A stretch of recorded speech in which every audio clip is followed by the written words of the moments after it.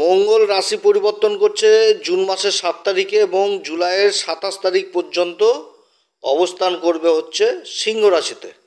তো সিংহ রাশিতে আগে থেকে কেতু অবস্থান করছে। তো এই পরিবর্তনে মঙ্গল তো নিচ অবস্থায় ছিল কর্কট রাশিতে। তো কর্কট রাশি থেকে বেরিয়ে সিংহ রাশিতে যখন প্রবেশ করবে তখন কেতুর সাথে কিন্তু একটা সম্পর্ক তৈরি হবে। কেতুর সাথে জুতি তৈরি হচ্ছে। কেতু আগে থেকেই এই সিংহ রাশিতে অবস্থান করছে এবং যে নক্ষত্র সেটা হচ্ছে আবার উত্তরা ফাল্গুনী নক্ষত্র, অর্থাৎ সিংহ রাশিতে অবস্থান করছে। আর রাশির অধিপতি সূর্যের নক্ষত্রতেই অবস্থান করছে কেতু। এবার মঙ্গল চলে আসলো। তো এই যে একটা জুতি তৈরি হচ্ছে, এই জুতির প্রভাব তো 12টি রাশির উপর পড়বে। তো আজকে আলোচনা করব হচ্ছে ধনুরাশির উপর। ধনুরাশির উপর এই জুতির কি প্রভাব পড়তে চলছে, কোন দিক থেকে ধনুরাশি যথেষ্ট লাভবান হবে, কোন দিক থেকে সাবধান, এবং কোন বিশেষ উপাচার এই সময় করবে যেটাতে এর ফলে ভালো বৃদ্ধি করা যায়। মঙ্গলের এই পরিবর্তনে যেরকম কেতুর সাথে জুতি হচ্ছে, সেরকম আবার শনির সাথে ষষ্ঠক যোগও তৈরি হচ্ছে এবং রাহুর সাথে সমসপ্তম যোগ তৈরি হচ্ছে, কারণ কেতুর অপোজিটে রাহুর অবস্থান। তো যাই হোক, অনুষ্ঠানটি শুরু করার আগে সমস্ত দর্শক বন্ধুদের নমস্কার জানাচ্ছি এবং তার সাথে বলবো, যারা বহুদিন ধরে আমাদের অনুষ্ঠান দেখছেন এখনো পর্যন্ত সাবস্ক্রাইব করেননি, অবশ্যই সাবস্ক্রাইব করবেন। এই চ্যানেলের সঙ্গে থাকুন, অনেক জ্যোতিষীয় তথ্য জানতে পারবেন। ধনুরাশির বর্তমানে ঢাইয়া চলছে, অনেক ধরনের অনেক ভিডিও আমাদের চ্যানেলে আপলোড দেওয়া হবে। যারা জ্যোতিষী সংক্রান্ত বিষয়কে ভালোবাসেন, গুরুত্ব দেন, ইন্টারেস্টেড, আশা করি তারা বিশেষভাবে উপকৃত হবেন। তবে আমি কোনো রকমভাবে কোনো দর্শককে বিভ্রান্তের মধ্যে রাখতে চাই না। এটা গ্রহের গোচরের উপরই আলোচনা করা হচ্ছে, আর এর ফল আপনারা চন্দ্ররাশি অনুসারেই দেখবেন। ধনুরাশির ক্ষেত্রে মঙ্গল হচ্ছে কি পঞ্চম ঘরের অধিপতি এবং দ্বাদশ ঘরের অধিপতি, অবস্থান করছে সিংহ রাশিতে, যেটা হচ্ছে ত্রিকোণ, ভাগ্যের ঘর, নবম ঘর। নবম ঘরে মঙ্গল অবস্থান করবে, ত্রিকোণের অধিপতি, অর্থাৎ পঞ্চম ঘরের অধিপতি ভাগ্যের ঘরে অবস্থান করবে। পঞ্চম ঘরটা হচ্ছে এমন একটি ঘর যে ঘরটাকে বলা হয় ভাগ্যের ভাগ্য চকচক। যে ভাগ্য কতটা চকচক হবে জীবনে, এটা কিন্তু ওই পঞ্চম ঘরই বলে। তো পঞ্চম ঘরের অধিপতি যখন ভাগ্যের ঘরে অবস্থান করছে, তাহলে এটাও একটা বিশাল ভাগ্যবান যোগ এই সময়কালে। ধনুরাশির ক্ষেত্রে যথেষ্ট ভালো যোগ হতে যাচ্ছে মঙ্গলের এই ভাগ্যের ঘরে অবস্থান এবং কেতুর সাথে অবস্থান। কারণ কেতু তো ভাগ্যের ঘরে কারক হয়ে যায়, এখানটাতে স্থান বলেই হচ্ছে। এবং কেতুর যে প্রভাব, সেই প্রভাবটা কিন্তু রাশির উপর থাকছে, অর্থাৎ ধনুরাশির উপর কেতুর প্রভাব থাকছে।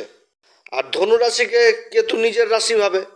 তো দুই দিক থেকে প্লাস পয়েন্ট হয়ে গেল এই সময় ধনুরাশির ক্ষেত্রে, কেতুর অবস্থান এবং মঙ্গলের অবস্থান। তবে এখানটাতে বিশেষ খেয়াল রাখতে হবে, কারণ কেতুকে বলা হয় কুজবধ। তো মঙ্গলের সমান ফল দিবে, অর্থাৎ মঙ্গলের ফলে বৃদ্ধি করে দিবে, মঙ্গলের শক্তিতে বৃদ্ধি করে দিবে, কারণ কেতু হচ্ছে একটি ছায়া গ্রহ। তো যাই হোক, অনেক দিক থেকে সফলতা পেতে যাচ্ছে এই সময় ধনুরাশি, আবার অনেক দিক থেকে সাবধানেও থাকতে হবে। মঙ্গল যে মুহূর্তে রাশি পরিবর্তন করছে, সেই মুহূর্তে কিন্তু তার আগেও কিন্তু কিছু রাশি পরিবর্তন হয়ে গেল গ্রহতে। যেমন শুক্র অবস্থান, শুক্র কিন্তু পঞ্চম ঘরে অবস্থান করছে। শুক্র হচ্ছে এই ধনুরাশির ক্ষেত্রে কারক গ্রহ না, কিন্তু লাভের ঘরের তো অধিপতি শুক্র, আবার ষষ্ঠ ঘরের অধিপতিও শুক্র, অবস্থান করছে পঞ্চম ঘরে এবং নিজের ঘরের উপর দৃষ্টি দিচ্ছে লাভের ঘরে। লাভের ঘরটা হচ্ছে তার মূল ত্রিকোণ ঘর। এবং সূর্যের ঘরে এই জুতিটা তৈরি হচ্ছে সিংহ রাশিতে। মঙ্গল কেতু, সূর্যও যথেষ্ট ভালো অবস্থানে রয়েছে। 15 তারিখে ষষ্ঠ ঘর থেকে বেরিয়ে চলে আসবে, একদম দেবগুরু বৃহস্পতির সাথে জুতি তৈরি করবে, সঙ্গে আবার বুধ থাকছে 22 তারিখ পর্যন্ত। তাহলে এই অবস্থানটাও যথেষ্ট ভালো অবস্থান। গুরুর সাথে অবস্থান করবে সূর্য, তারই রাশিতে এই দুটি গ্রহ জুতি তৈরি করছে। আর সিংহ রাশি হচ্ছে পরম মিত্রের ঘর এই মঙ্গলের, কারণ মঙ্গল হচ্ছে সেনাপতি আর সিংহ রাশির অধিপতি সূর্য হচ্ছে রাজা। তো রাজার ঘরে আবার কি উচ্চ নিচ বলে কিছু নাই, রাজার ঘরে কিন্তু ডিসিপ্লিন মেনটেন, অর্থাৎ সেনাপতির এই রাজার ঘরে অবস্থান অনেক দিক থেকে ভালো কাজে গবে এই ধনুরাশির ক্ষেত্রে। মঙ্গল 7ই জুন যখনই প্রবেশ করবে এই সিংহ রাশিতে, তখন প্রবেশ করবে আবার তার সাথে মঘা নক্ষত্রে। মঘা নক্ষত্রের অধিপতি হচ্ছে কেতু এবং এর অধিপতি দেবতা হচ্ছে আবার পিতৃদেব। তো এই নক্ষত্রে 29 জুন পর্যন্ত থাকবে। তাহলে মঘা নক্ষত্র কেতু, কেতুর সাথে আবার জুতি তৈরি করছে। আবার কেতু অপরদিকে সূর্যের নক্ষত্র উত্তরা ফাল্গুনিতে থাকছে। তো মঙ্গলের যে দৃষ্টিগুলো, মঙ্গলের 3টি দৃষ্টি, চতুর্থ দৃষ্টি পড়ছে রাশির দ্বাদশ ঘর, যেটা হচ্ছে বৃশ্চিক রাশি, নিজের রাশিকেই দেখছে। তারপরে সপ্তম দৃষ্টি পড়ছে পুরুষার্থ পরাক্রমের ঘর, যেটা হচ্ছে কুম্ভ রাশি, এই ঘরে রাহু অবস্থান করছে। এবং অষ্টম দৃষ্টি পড়ছে চতুর্থ ঘর মীন রাশিতে। এবং এই ঘরে শনি অবস্থান করছে, শনির সাথে ষষ্ঠক যোগ তৈরি হচ্ছে, কিন্তু যে নক্ষত্রে অবস্থান করছে এই মহা নক্ষত্রে এই দৃষ্টিগুলো কিন্তু যথেষ্ট কার্যকরী হবে। কারণ মঙ্গলের দৃষ্টি পড়ছে দ্বাদশ ঘরে, অর্থাৎ ধর্মের প্রতি ব্যয় করাবে কেতু, যথেষ্ট ব্যয় হবে ধর্মপথে এই সময়। এই ধনুরাশির আধ্যাত্মিকের ঘরে কেতু রয়েছে, ধর্মের ঘরে কেতু রয়েছে, তো ধর্মের প্রতি একটা বিশেষ ধ্যান, বিশেষ কর্ম এই সময় কিন্তু উঠে আসছে এই ধনুরাশির ক্ষেত্রে। কেতু থেকে আবার পরিবর্তন জিনিসটাও দেখা হয়। এবার মঙ্গল এই নক্ষত্র অবস্থান করছে পঞ্চম ঘরের অধিপতি হয়ে এ নবম ঘরে, নবম ঘর থেকে আবার দূরযাত্রা জিনিসটাকে দেখা হচ্ছে, উচ্চশিক্ষার জিনিসটাকে দেখা হচ্ছে, অর্থাৎ শিক্ষাক্ষেত্রে কিন্তু পরিবর্তনও হতে পারে, যে বিদেশ সংক্রান্ত কোনো কাজ হতে পারে। শিক্ষার ক্ষেত্রে যাদের বহুদিনের স্বপ্ন রয়েছে বাইরে যাওয়ার, সেই জিনিসগুলোও পূরণ হতে পারে। ধর্মের ঘরে এই অবস্থান দুটি গ্রহের সত্য জিনিসটাকে বেশি পছন্দ করবে, সত্য কথা বলা, সত্য পথে থাকা, এই সমস্ত গুণ যথেষ্ট দেখা দিবে, মিথ্যাকে কোনো রকমভাবে প্রশ্রয় দিবে না। কেতু হচ্ছে কি ধ্বজা, ধ্বজা অর্থাৎ পতাকা, পতাকা সবসময় উঁচুতে অবস্থান করে। আর মঙ্গল হচ্ছে কি সেনাপতি, আর অবস্থান করছে রাজার ঘরে। তাহলে এই সময়কালে যারা কোর্ট কেস মোকদ্দমায় ঝুলছেন বহুদিন ধরে, সেই সমস্ত সমাধান হওয়ার প্রবল সম্ভাবনা থাকছে এবং বিজয়ী হওয়ার প্রবল সম্ভাবনা থাকছে। এছাড়া এই সময়কালে গুপ্ত শত্রুরা যেগুলো পিছনে বহুদিন ধরে ক্ষতি করছিল, সেই জায়গাতে যথেষ্ট জয়ের প্রবল সম্ভাবনা থাকছে, অর্থাৎ শত্রুরাও এ সময় এমন কিছু করতে পারবে না এই ধনুরাশির ক্ষেত্রে। তবে মহা নক্ষত্র অবস্থান করছে এই সেনাপতি, এই সময় যে দূরযাত্রা হবে, এটা এই ঘর থেকে তো দূরযাত্রাও জিনিসটা বুঝায়, তো দূরযাত্রার দিক থেকেও কিন্তু যথেষ্ট সাবধান, যে কোথাও দূরে যাত্রা হচ্ছে, নিজেই গাড়ি বাইক করে নিয়ে চালাচ্ছে, গাড়ি চালিয়ে নিয়ে যাচ্ছে, তো এই সময়কালে কিন্তু যথেষ্ট সাবধানেই গাড়ি ঘোড়া চালাতে হবে। একটা রক্তক্ষরণের বিষয় কিন্তু উঠে আসছে, যেহেতু দ্বাদশপতি মঙ্গল কেতুর সাথে অবস্থান করছে। এবং এই সময়কালে যারা ব্যাটারি জনিত কাজের সাথে যুক্ত রয়েছেন, আগুনের কাজের সাথে যারা যুক্ত রয়েছেন, ইলেকট্রিকের কাজের সাথে যারা যুক্ত রয়েছেন, তারা কিন্তু বিশেষ সাবধানেই কাজকর্ম করবেন। এইখানটাতে মঙ্গলের বলে যথেষ্ট বৃদ্ধি করবে, অধৈর্য জিনিসটা চট করে চলে আসবে, ধৈর্যহীন হয়ে যাবে একটুতেই মনের মধ্যে ক্রোধ, জেদ এগুলো কিন্তু উঠে আসবে, এবং যথেষ্ট ভ্রম জিনিসটাও কাজ করবে কেতুর নক্ষত্রে মঙ্গলের এই অবস্থান। এরপরে 30শে জুন থেকে একদম 22শে জুলাই পর্যন্ত পূর্বা ফাল্গুনী নক্ষত্রে অবস্থান করবে হচ্ছে এই মঙ্গলদেব। পূর্বা ফাল্গুনী নক্ষত্রের অধিপতি হচ্ছে শুক্র, যার অধিপতি দেবতা হচ্ছে আবার ভাগ। এই সময়কালে আবার শুক্র রাশি পরিবর্তন করে নেবে, শুক্রও চলে আসবে তার নিজের রাশি বৃষ রাশিতে, ষষ্ঠ ঘরে অবস্থান করবে ধনু রাশির ক্ষেত্রে। বিদেশ সংক্রান্ত কাজগুলো যথেষ্ট ভালো হবে এই সময়কালে। এই সময়কালে যথেষ্ট পুরুষার্থ, পরাক্রম যথেষ্ট বৃদ্ধি পাবে, এবং যে কাজকে হাতে নেবে সেই কাজ যতক্ষণ পর্যন্ত সম্পূর্ণ হবে না ততক্ষণ পর্যন্ত করতে থাকবে, এরকম কিন্তু মনোবৃত্তি হয়ে যাবে পূর্বা ফাল্গুনী নক্ষত্রে। এবং কর্মক্ষেত্রে শত্রুদের নাশ করবে, শত্রুরা তেমন কিচ্ছু করতে পারবে না, কিন্তু ধৈর্যহীন হবে, একটুতেই ধৈর্য হারিয়ে ফেলা, একটুতেই মনের মধ্যে ক্রোধ, জেদ ইত্যাদি উৎপন্ন হয়ে যাওয়া, একটুতে অহংকার জিনিসটা চলে আসা, এগুলোও কিন্তু আসবে এই পূর্বা ফাল্গুনিতে যখন থাকবে। তবে স্বভাবের মধ্যে আবার কিছু চেঞ্জও লক্ষ্য হবে, যেমন রোমান্টিক মনোভাব হবে, শিল্পপ্রিয় সৃজনশীল হয়ে যাবে, সামাজিক বন্ধুত্বপূর্ণ স্বভাব হবে, দানশীল হয়ে যাবে, আরাম জিনিসটাকেও বেশি উপলব্ধি করবে, অত্যধিক ভোগেও কিন্তু আসক্তি হবে, অর্থাৎ নিজের খাওয়া দাওয়ার দিকেও কিন্তু যথেষ্ট খেয়াল রাখতে হবে, না তো অত্যধিক সুখভোগের দিকে আবার শরীর অসুস্থ হবে, এরকমও কিন্তু উঠে আসছে।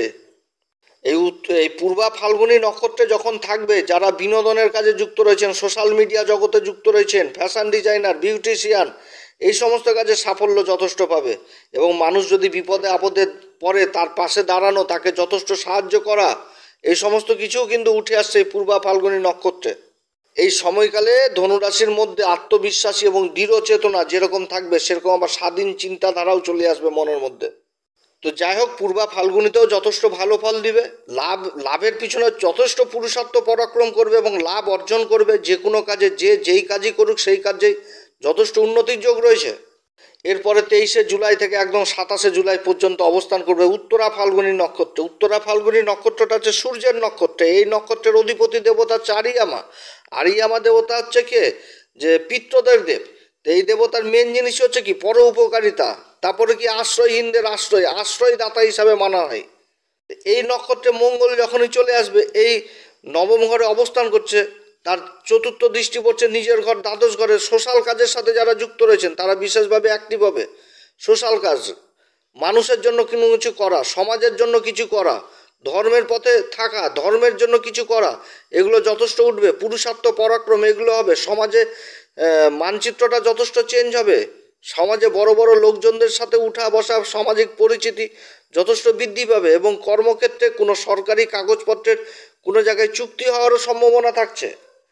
যারা সরকারি কিংবা বেসরকারি কাজকর্ম করছেন তাদের এই সময়কালে, মানে যারা পার্ট টাইমার হিসাবে রয়েছেন তাদের কাজকর্ম পার্মানেন্ট হওয়ারও প্রবল সম্ভাবনা এই সময় থাকছে এবং কর্মক্ষেত্রে আবার পরিবর্তন, ট্রান্সফার এগুলোও থাকছে। রাজার নক্ষত্রে সেনাপতি অবস্থান করছে, তাও আবার রাজার ঘরে। এই যে উত্তরা ফাল্গুনী নক্ষত্র, এই নক্ষত্রে রাজার গুণগুলো প্রকাশ পাবে। রাজা কি হয়? সত্যবক্তা হয়, ধর্মকে রক্ষা করে। কিন্তু রাজা ধর্মের ঘরে অবস্থান করছে, অর্থাৎ ধর্মকে রক্ষা করবে কিন্তু এই রাজাই। এই জিনিসটাও বোঝাচ্ছে, অর্থাৎ ধর্মের দিকে বিশেষ আগ্রহ থাকবে এই সময়।